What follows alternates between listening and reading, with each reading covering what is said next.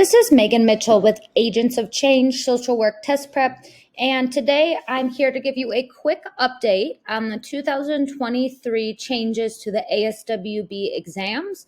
There was some information put out yesterday on some updates that are coming. I do want to make clear that this is directly from the ASWB website. I am just using this to educate you all on some of the changes that are coming, and I have no affiliation with the ASWB exam.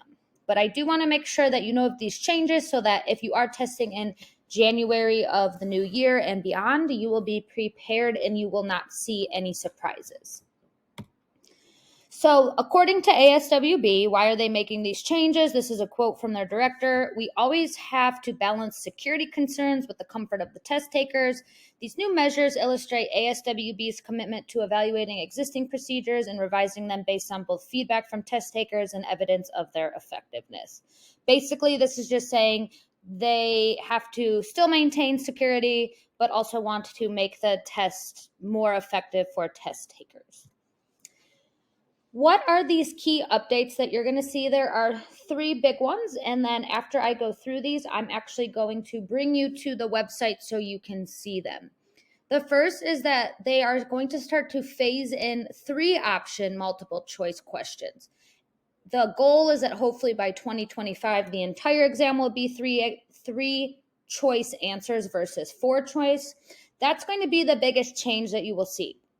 The second change is that you will have access to food in your locker. So if you are noticing that you need a snack or you need a little bit of sugar to kick in, you will have access to food. Previously, you had to have an accommodation for this, or certain testing centers allowed it. And lastly, this is not going to affect you in any way other than it's one less step you need to take. Cell phone bags will not be required. Before you had to put your cell phone into a bag. Now you'll just have to turn it off and put it into your locker. So I'm going to take us to the website. As you can see, this was released yesterday on December 5th. They are calling it testing experience enhancements. Let's see what they are calling improvements. I don't think that it's going to make much of a difference at all, but we'll talk about that in just a minute. You will now see 3-option multiple choice questions phased in. This does not start until January 1st and beyond. If you're taking the exam in December, you will see 4 choice answers. However, in January 2023, you may see a mix of 3 and 4. They have not given specifics on what this means. We do not know how many. We don't know if these will be the scored or unscored. So there are a lot of question marks around some of these new multiple choice 3 options being phased in. Why they're saying they did this, it says exam questions with fewer options offers test takers a better experience by reducing time pressure, because instead of having to sift through 4 answers, you will only have to sift through 3. And it says it follows psychometric expertise that confirms the validity of 3-option multiple choice. I did a little bit of digging and a little bit of research. There is same validity for 3-option versus 4-option multiple choice questions. So the second big change is access to food, which is something that people have been wanting for a while, because this is a long test. It's 4 hours, more hours if you have an accommodation. So if you are taking the test, you will be able to retrieve a snack from your locker and eat it in the waiting area. So you're not bringing it into the testing room unless you have an accommodation for that, but you can go out and have a snack. No, the time still keeps ticking. So if you're out there having a long snack break, that does eat into your 4-hour time. So you want to be mindful of how long you're spending on a snack break. I only suggest a few minutes to kind of refuel. You want to make sure that you bring a snack that's going to give you a little bit of extra energy, that's not going to make you sleepy, not going to make you tired. Usually a protein is something good for a little snack. Some people like to bring orange juice for a little sugar kick. It is up to you. Security risks are minimal because food is not really doing anything for security of the test. It will be under camera surveillance. And then this one, like I said, the third option, the third update, it's not going to change anything at all, really. You'll no longer be required to put your electronics in a tamper-proof bag before shutting them down and storing them in their locker. Now you just shut them down, power them off, and put it in your locker. So that really does not change anything. So you can find this information here.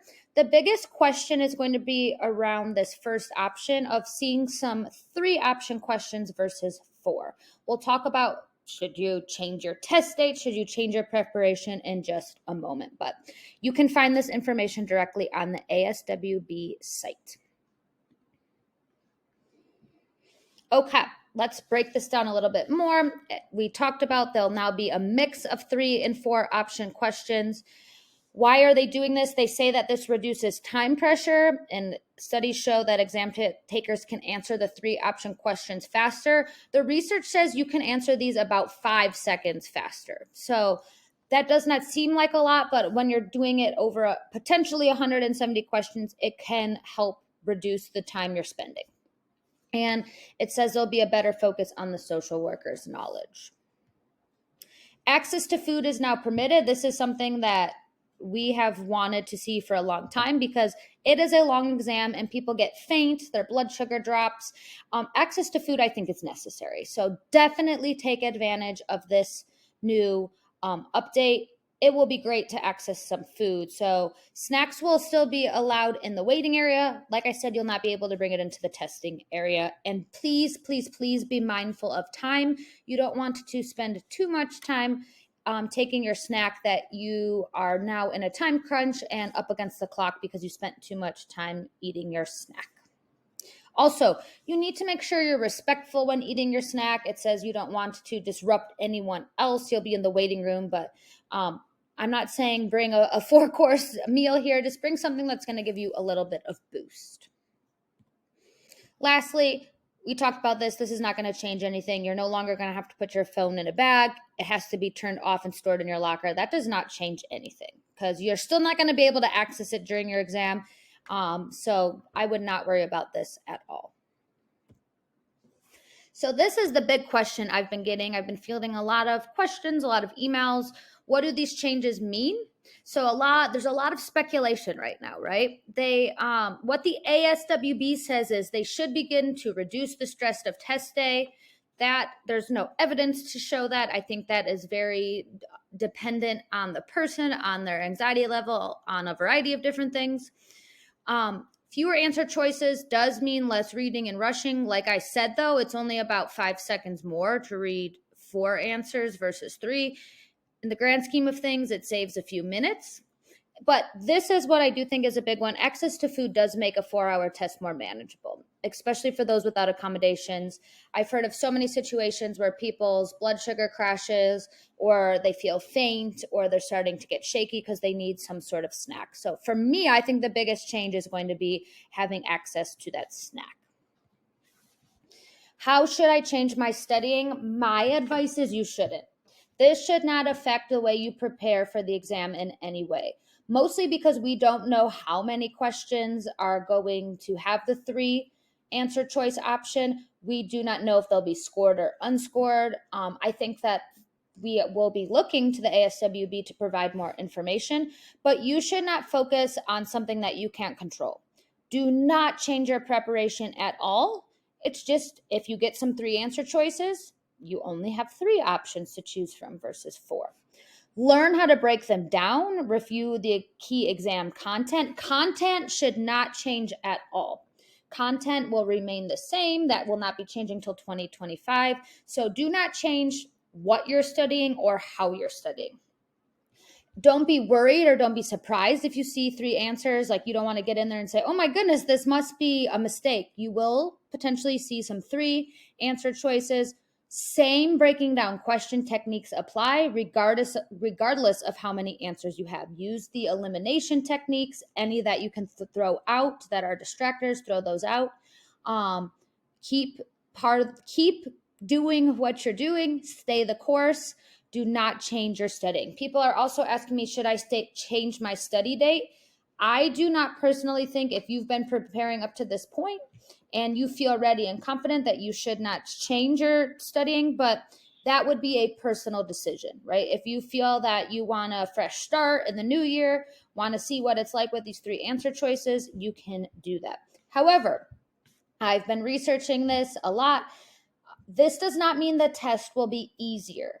I do want people to know that. You basically go from having a 1 in 4 chance, which is a 25% chance of getting the question correct, to a 1 in 3 chance, which is a 33% chance of getting it right. So it increases your chances by 8%, which does help, but it's not going to tremendously impact the exam. If you're looking for more content, you can check out my exam prep website there, agentsofchangeprep.com. You can always contact us via my email. My biggest advice to you is keep doing what you're doing. Don't let the speculation throw you off course. Stick to what you've been doing, stick to what works from you, and don't let this hype you out in any way. Don't let it stress you out, or don't feel like, oh, I've got this now because it's going to be easier.